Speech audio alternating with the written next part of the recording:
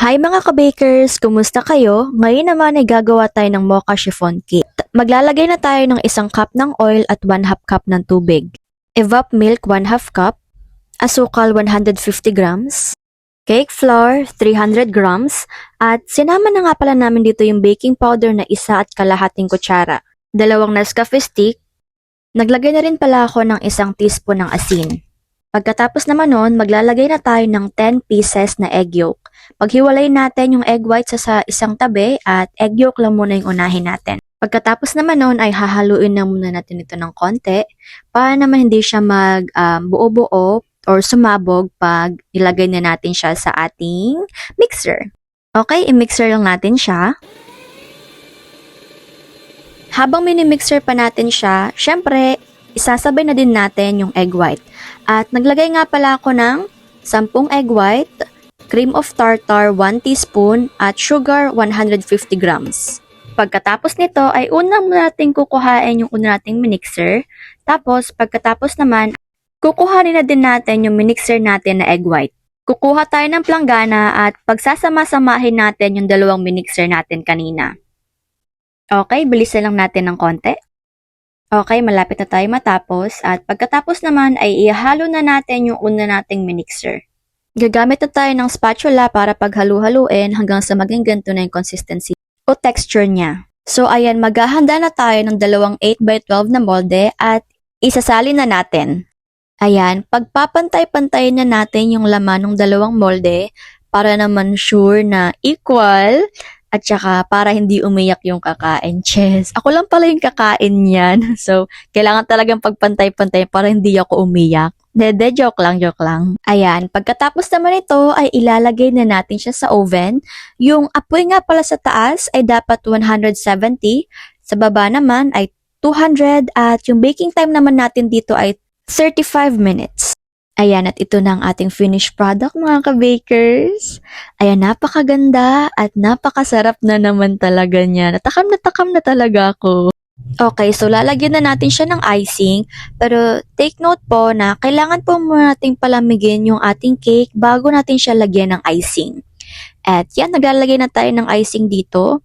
Sabi nila, ang isa daw sa mga technique na mas nagpapasarap sa cake ay ang paglalagay ng icing. Sabi kasi nila na kailangan pag naglalagay daw tayo ng icing, kailangan hindi sobrang kapal at hindi naman sobrang nipis. Kasi daw, pag sobrang kapal, nakakaumay naman daw. Pero pag sobrang nipis naman daw, parang bitin. Kaya dapat pag maglalagay tayo ng icing, yung bang sakto lang at swak lang sa panlasa. Pati yung mga gilid, kailangan din natin siya lagyan ng icing.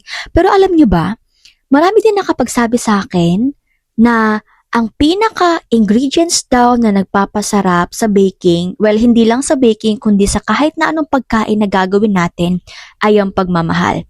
Kasi kapag may pagmamahal yung ginagawa mo, tsaka may passion, lalo talagang sumasarap yung pagkain. Ewan ko ba kung bakit, pero yun talaga to yung pinaka-the best na ingredient o recipe na kailangan nating ilagay pag gumagawa tayo o nagbe-bake tayo.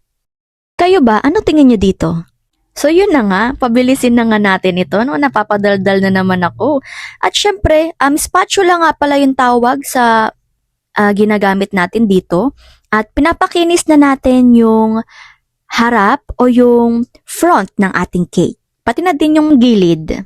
Pagkatapos naman ito, ay gagamit na tayo ng cake comb. Ayan. Akala ko talaga dati yung buhok lang yung sinusuklayan. Pero ngayon, pati din pala cake. Yan, yung ginagamit natin dyan ay suklay ng cake. Yes po, yes po. Ayan. So, syempre, gagamitin natin siya para may design naman yung gilid natin. Yung gilid ng mga cake natin. Yan. Ayan. Pagkatapos naman ng gilid ay sa taas naman tayo maglalagay ng design. Ayan, lalagyan lang natin yung bawat gilid ng taas. Tapos, syempre, huwag po nating lalagyan yung gitna kasi dyan po tayo maglalagay ng dedication. Pagkatapos naman, ay kukuha tayo ng basahan na malinis at lilinisin na natin yung bawat gilid. Ngayon naman ay magda-design na tayo. Tungkol naman sa design ay depende na sa inyo kung anong design ang gagawin nyo. Pero dito naman, ang example natin ay maglalagay tayo ng mocha sauce sa gitna. Kukuha tayo ng tinidor at yun yung gagamitin natin pang design. Ang gagawin natin ay i-swipe lang natin siya pataas hanggang sa mapuno na yung kabila. tapos kabila naman ulit, at yun lang. Yun na yung magiging design ng bawat gilid ng cake natin. Pagkatapos naman ito, ay kukuha tayo ng piping bag at kukuha tayo ng tip. Dapat ganyan yung shape ng tip natin at lagyan na natin ng design yung bawat gilid ng cake natin. Again po, magdadepende po yan sa design na gagawin nyo at kahit po kung ano man po yung gusto nyong gawin, kung ano man po yung gusto nyong design, ay okay po yan. As long po as decente, maganda, at talaga namang nakakatakam. Okay, pagkatapos naman po natin siyang lagyan ng design bawat gilid, lalagyan naman po natin siya ng chocolate ganache na ginawa din natin kanina. Yan, lalagyan lang natin siya at lahat ay ating lalagyan. Yan. Kapag nga po pala may usually humi-stop lang po yung chocolate ganache kapag po may matigas. Kaya kinukuha po talaga yan para po maging pulido. Pagkatapos naman po na kukuha tayo ng piping bag at kukuha din tayo ng tip.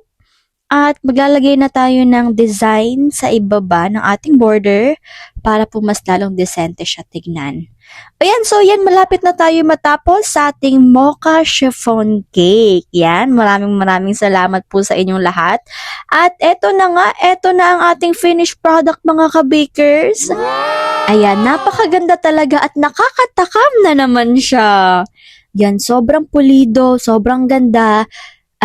Masarap ibenta at higit sa lahat, sobrang punong-puno ng pagmamahal. Ayan naman talaga yung pinakamahalaga. Maraming salamat po sa inyong lahat mga ka-bakers at sana po patuloy niyo pa po kaming subaybayan. Hanggang sa muli mga ka-bakers, paalam!